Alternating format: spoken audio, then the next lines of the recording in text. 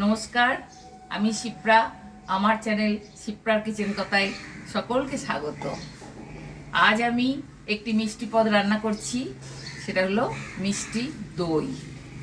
দেখুন আমি কিভাবে এটা করি আর কি কি লাগে।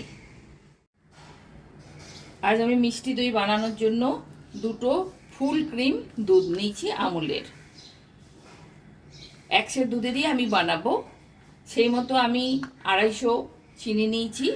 যদি আপনারা মিষ্টি বেশি খান তাহলে আর একটু বেশি 300 চিনিও দিতে পারেন। আর একটু দই আমি এই জল ঝরাতে দিয়েছি। এটা কিন্তু জল ঝরিয়েই করতে হবে। মিষ্টি দইটা একটু এরম দই দিলে, জল ঝরানো দই দিলে তবেই ভালো বসবে। এবার আমি এই দুধটা কেটে কড়াইয়ে ঢেলে দিচ্ছি।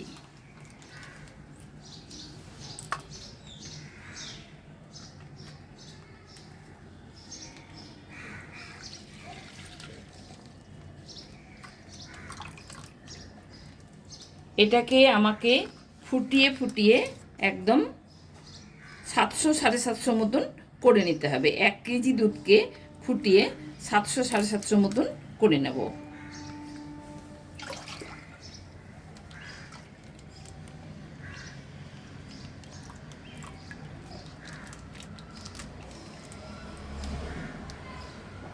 এটা আমি এবার ওভেনে বসিয়ে দিচ্ছি। দেখুন আমি ওভেন জ্বালিয়ে দুধটাকে চাপিয়ে দিয়েছি। এটা কিন্তু অনর্গল নেড়ে যেতে হবে যাতে সরটা না পড়ে যায়। এটা নেড়ে নেড়ে এই 1 সের দুধকে 700 মতন করে নিতে হবে।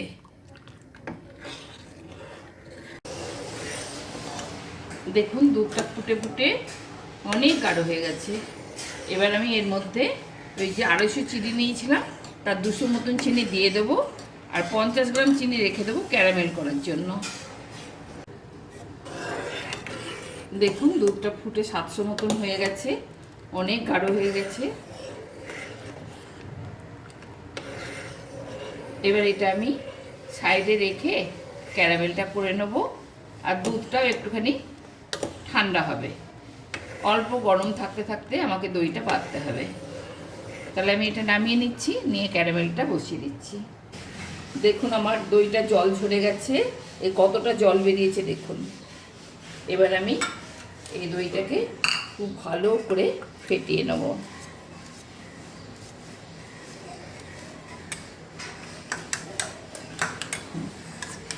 খুব ভালো করে ফাটাতে হবে, একদম ক্রিম হওয়া পর্যন্ত, কোনো দানা যেন না থাকে। দেখুন চিনিটা গলতে শুরু করেছে, ক্যারামেলের চিনিটা। এটাকে আমাকে একটু লালচে করে পাক দিয়ে নিতে হবে। আঁচটা আমি কমিয়ে দিয়েছি একদম। দেখুন এটা কালারটা এসে গেছে, আমি ওভেনটা অফ করে দিলাম। একদম কালারটা, এই দেখুন কালারটা একদম সুন্দর কালারটা এসে গেছে। এই দেখুন, এর থেকে বেশি করবেন না, তাহলে কিন্তু তেতো স্বাদ এসে যাবে।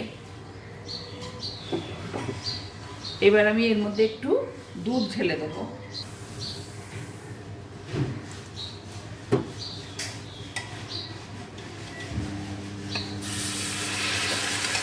খুব সাবধানে করতে হবে, এটা ভীষণ হিট হয়ে থাকে। ক্যারামেলের সঙ্গে আমি দুধটাকে ভালো করে মিশিয়ে নেব।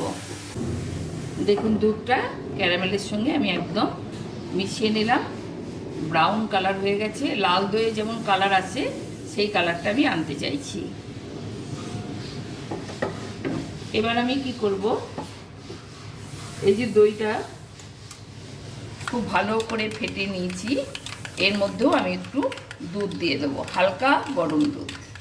আর এই দই কিন্তু নর্মাল টেম্পারেচারে নিতে হবে। এটা ফ্রিজ থেকে বার করে নেবেন না, আগের থেকে বার করে নেবেন। এই যে দইটা আমি ফাটিয়ে নিয়েছি, এটার মধ্যে আমি একটু একটু করে দুধ মিশিয়ে আগে গলিয়ে নেব, একটু দইটাকে আরও একটু নরম করে নেব। আর এই দুধটা দেখবেন এরকম আমি আঙুল ডুবিয়ে যাতে মানে সহ্য করতে পারছি, এরকম গরমটা কিন্তু রাখতে হবে। বেশিও না কমও না। এর মধ্যে আমি আবার একটু দুধ দিয়ে দিচ্ছি।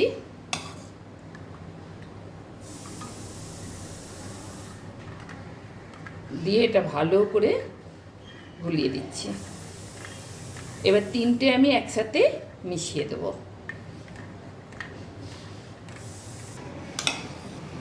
এবার আমি এই দুধের মধ্যে এই ক্যারামেল দুধটা মিশিয়ে দিচ্ছি।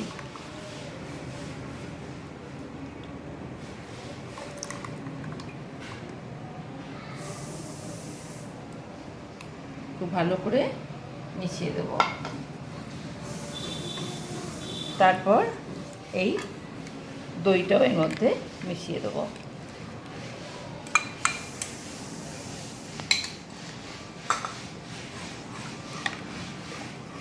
খুব ভালো করে এটাকে এবার আমাকে গুলিয়ে নিতে হবে।